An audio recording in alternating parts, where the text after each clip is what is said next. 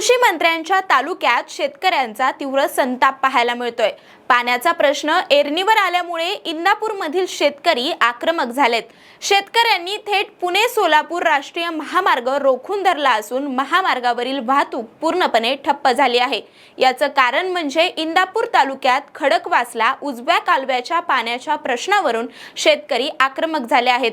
उन्हाळी हंगामातील दुसरे आवर्तन अद्याप मिळाले नसल्याने संतप्त शेतकऱ्यांनी आज पुणे-सोलापूर राष्ट्रीय महामार्गावर डाळज नंबर 2 चौकात रस्ता रोको आंदोलन सुरू केलं।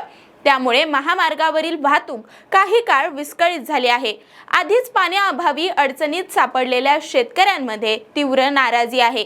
याच पार्श्वभूमीवर आज इंदापूर तालुक्यातील शेतकरी मोठ्या संख्येने एकत्र आले आणि पुणे-सोलापूर राष्ट्रीय महामार्गावरील डाळज नंबर 2 चौकात रस्ता रोको आंदोलन छेडलं। आंदोलनामुळे महामार्गावरील दोन्ही बाजूंची वाहतूक ठप्प झाली होती।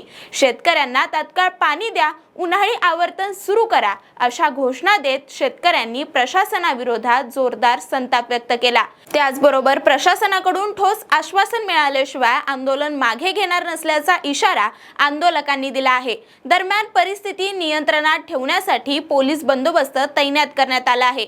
अशाच नवनवीन अपडेट जाणून घेण्यासाठी आपल्या .com महाराष्ट्रच्या पेजला फॉलो करा आणि यूट्यूबला पाहत असाल तर सबस्क्राइब करायला विसरू नका।